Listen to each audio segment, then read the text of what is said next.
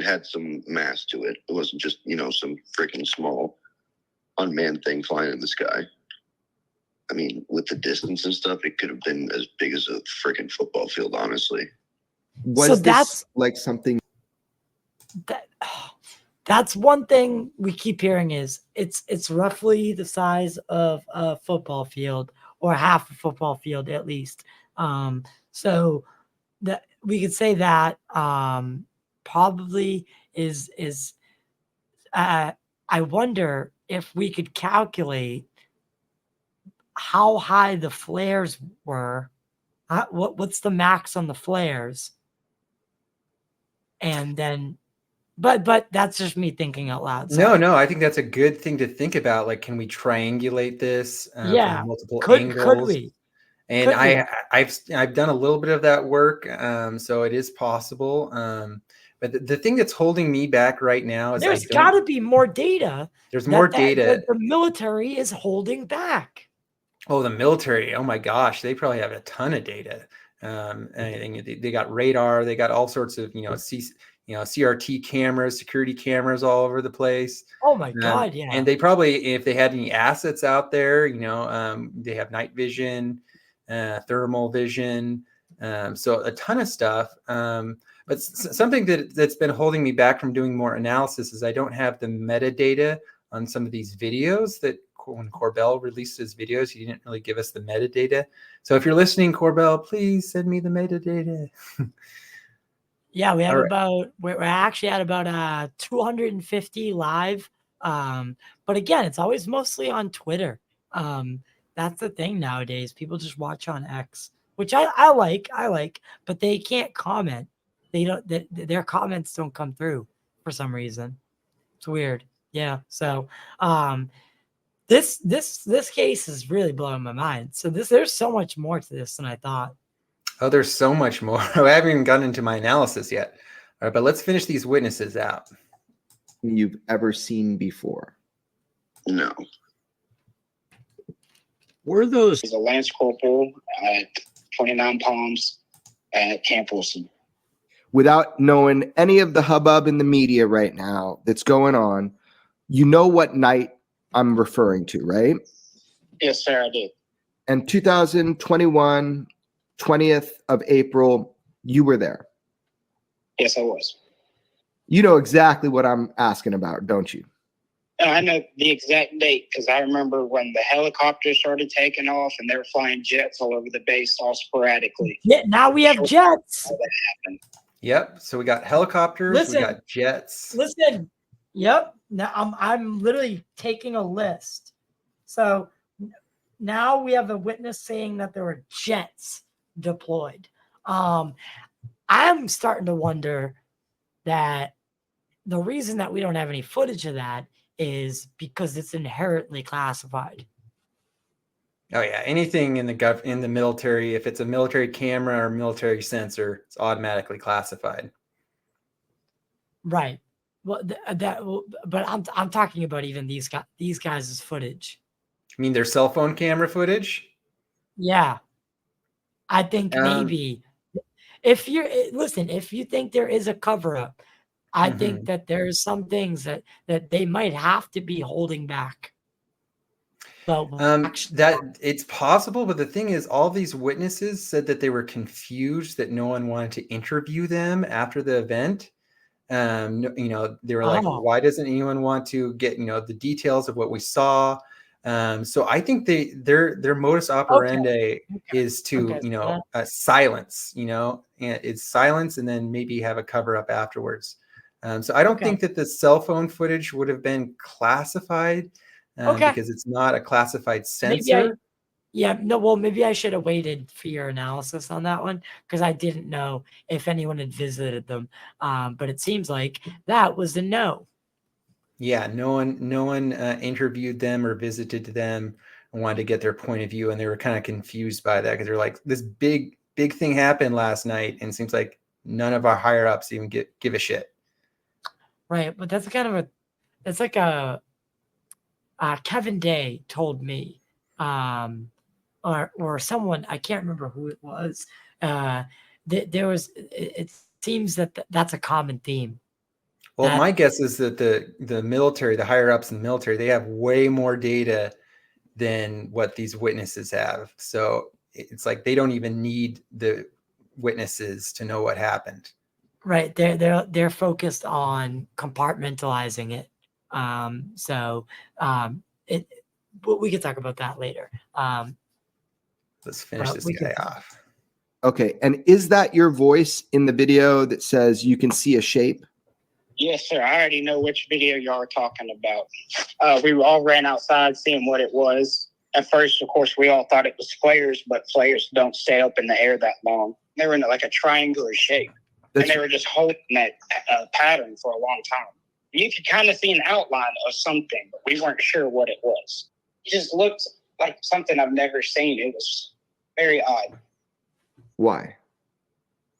Well, when a flare gets shot up, I mean, it leaves a trail, and it's also being parachuted, so it doesn't sit in the same spot for a very long period of time, and the light dims down. That light was there for a very long time.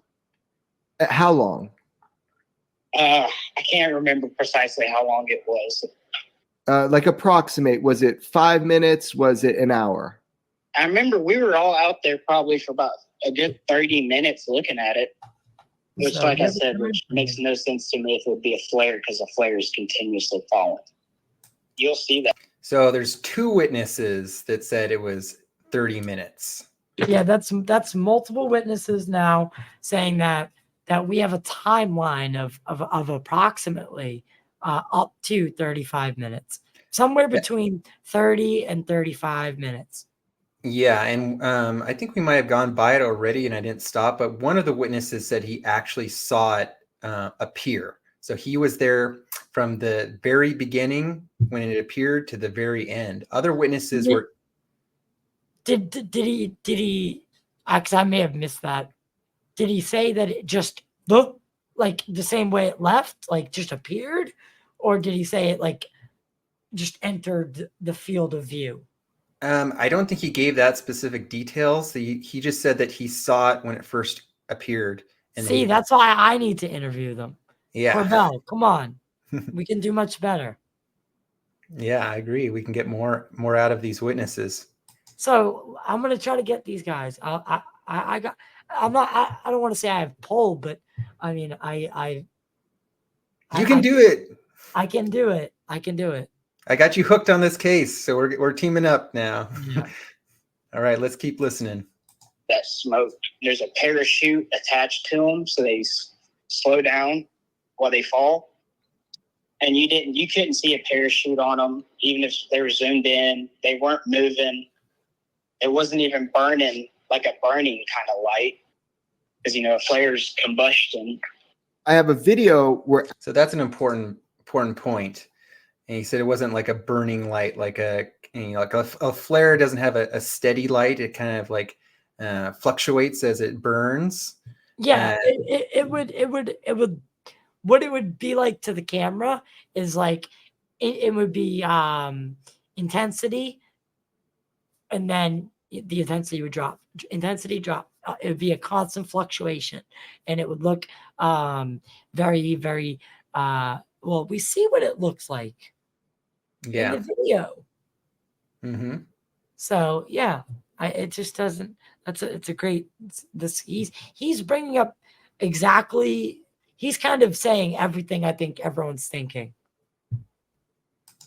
Okay. Afterwards, these loom flares go up, and they look very different. Like they're falling, and they're. Yeah, it's drastically different from what we saw. You're adamant that these were not flares. Yes, sir. And is it because of the proximity to you, the color of them, not seeing descent, not seeing smoke? Why are these not flares? The smoke, descent, like I said, the flares of combustion light, so it's kind of flickering the entire time. And then those lights weren't flickering; those were like just bright, just there. And was there any perfect little orbs in a triangle? What was that? See, there are so many questions. Like, did the craft make sound? It sounds from the video that it didn't. So that's And then we have low visibility. We have many of the observables So, here. and positive lift, like it wasn't falling down. So Right. something was keeping it from falling down. So that's one of the 5 Anti-gravity. So Exactly. we have multiple of the 5 observables. Yeah, we have 2 of them at least. At least. Yeah. And if you do want to say, if you want to go on the witness's claims that this thing just disappeared, I would say that falls under the instantaneous acceleration category, because it's either cloaking, going into a different dimension, or doing something at rapid speed. So I would say that would fall as a third observable. So Yeah. this thing is odd. This is odd. Yeah, it definitely is odd. And I think when this case came out, there was so much happening in the UFO community at the time. Like, I think Rush might have just came out. Then it got overshadowed. Yes. Got overshadowed. I think I definitely think that had a part to play. Yeah. So, yeah. Keep going. You're saying that with normal flares that I assume you've seen a lot of in your military career, right? Yes, sir. Okay. So this doesn't look like any flare that you've ever seen? I have not seen a flare like that in my military career. It looks like it was illuminated from a bulb or some other source. What was the color that you kind of saw compared to like loom flares or something? Was it different in color? I mean, we have some flares. We have red flares, but that was like a reddish orange color. Those lights were with like a hint of yellow around it. We don't have flares that are like that color. Like the red flares are like a blood red color, but very bright. And if you had to approximate the size. So that's another point that he made, is the color wasn't correct. Right. It was a whitish blue versus a orangey yellow. Yeah. All right. Let's go back and listen to exactly what he said. Let's see. Well, it's also he seems to say that they're self-illuminating, meaning they're illuminated from within and outward. Yeah, like a light bulb. He described it like a light bulb. Right. Okay. Is it different in color? I mean, we have some flares. We have red flares, but that was like a reddish orange color. Those lights were with like a hint of yellow around it. We don't have flares that are like that color. Like the red flares are like a blood red color, but very bright. And if you had to approximate the size, what would the size of what you're seeing? How big was that? For it to be that pronounced from that distance, I mean, it had to be pretty large. So a lot of people are saying, that's just a normal training exercise. Aren't there always training exercises on that base? Yes, sir. Before any big deployment, a Marine infantry unit will train on that base. Let me ask you this. I was told that right after there was a pretty massive response, 65-ton vehicles, Humvees, helicopters that went to like 11:30 at night. Were you witness to that as well? 3 hours. Yes, sir, I was. Do you think that was in direct response to what you saw? I believe so. What do you think they were doing? I think they were just surveying and maybe trying to keep anything away from us, seeing what's out there. And the same thing, they had jets fired up, and they were going full blast in that direction.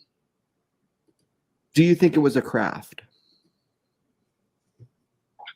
Honestly, sir, I do. It looked like it was observing. It just sat there and just watched us. That's what it felt like. Can you just explain that to me so I understand? Well, like in our line of work, if we were going to do recon on our enemy or something, we would take a high vantage point where we could see a base and we would plan it out. After like a while, now it's just even more just we know it wasn't flares because we talked about it a lot that night. It just felt like if it was something not from here, that's what they were doing. How does that make you feel? Kind of, I don't know how to explain it.